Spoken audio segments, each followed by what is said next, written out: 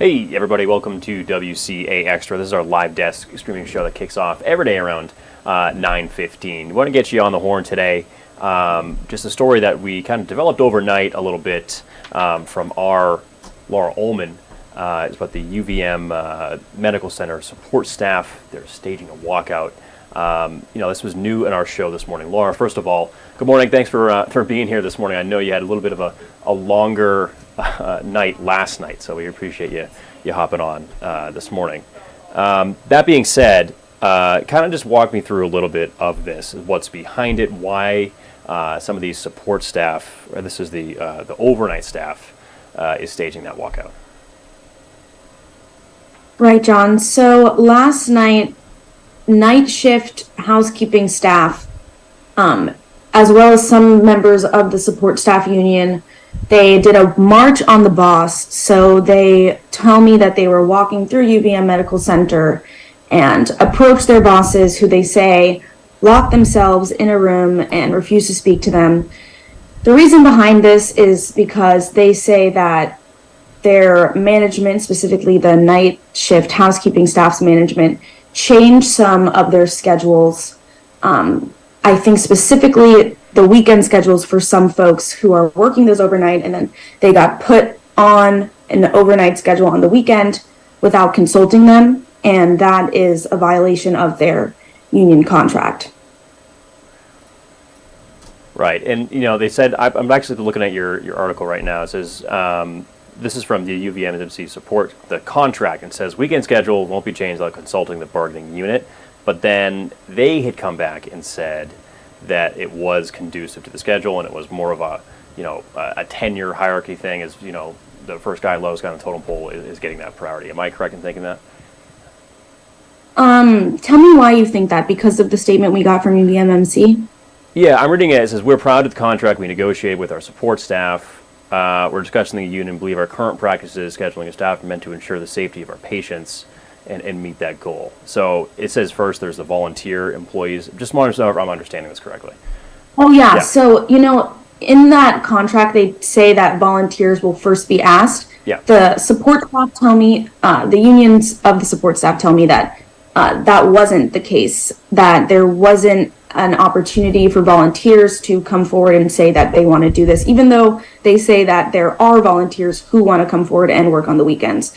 So it's, from what they tell me, it sounds like some support staff, overnight housekeeping staff, were moved to the weekend shift when that was just not going to be conducive to their personal life schedules and, ability. When you work those overnight shifts, I know because I did it, and you do it too. It's challenging. And especially when you get moved around without being consulted, it's challenging too.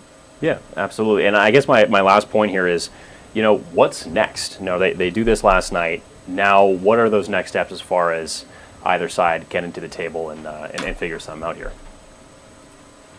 So what the support staff union has told me is that on August 12th, they're going to have a conversation with management that's going to be more formal. And I guess they're hoping to get their schedules changed back to what they were. I don't know whether or not that'll be the case. Heather Bauman, who's the union representative, told me that they're hoping for a conversation that can commence a little earlier, but I don't know. I guess we'll have to find out.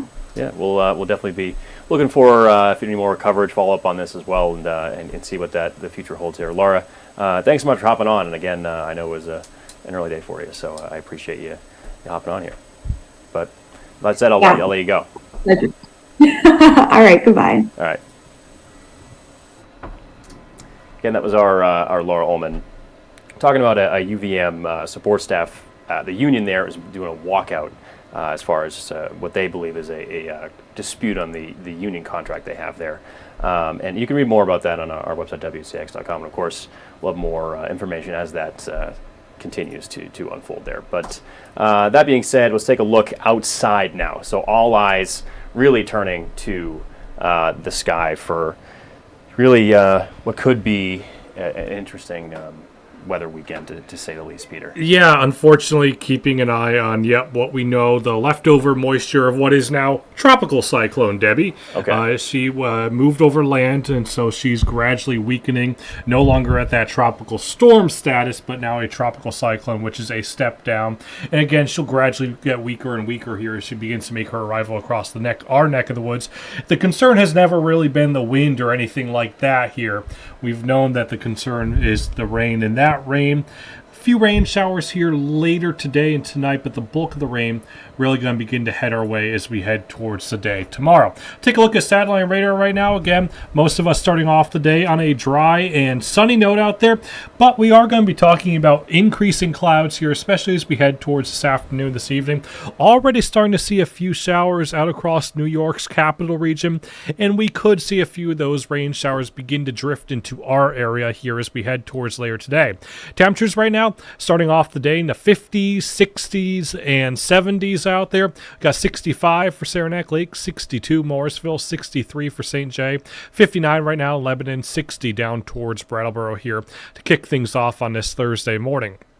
Again, as we head through the rest of the day today, we're going to continue to keep an eye on those increasing clouds overhead. You can see as we head towards later this afternoon by about noontime, we're starting to notice more and more cloud cover here as we head through the course of the day today. That gives way to a few rain showers here as we head towards later this evening and into the first part of the night tonight. What I will say is this rain that you're seeing here on Futurecast later this evening, this is not really the heavy stuff quite yet that we're expecting from Debbie. That's really going to begin to make its arrival as we head towards the latter half of the day tomorrow. And through the first part of the night tonight, you can still see a few rain showers out there, but again, the bulk of Debbie's rain, that's really going to come Friday and especially Friday night into the early morning hours for the day on Saturday. Speaking of Debbie, here it is right now. Winds at 45 miles per hour. Made landfall off the coast of South Carolina for a second time earlier this morning, starting to pick up a little bit more of that forward speed. Earlier it was at north and west at 5 miles per hour, now moving north and west at 7 miles per hour. And it's going to continue to pick up a little bit more speed here over land as we head through the next several hours and through the rest of the day today. It's really right around the early morning hours Saturday that the center of the storm begins to cross over our region, and the bulk of the rain going to fall Friday night into the early morning hours on Saturday. So here's how we time things out on Futurecast. Again, we do have a few rain showers out there as we head through the latter portions of this evening and into the first part of the night tonight. Again, these rain showers don't really look like they're going to present much in terms of flooding concerns here tonight. Then we head into the day tomorrow. You can see most of us probably, as a matter of fact, start off the day primarily dry, but take a look off to the south down towards Pennsylvania.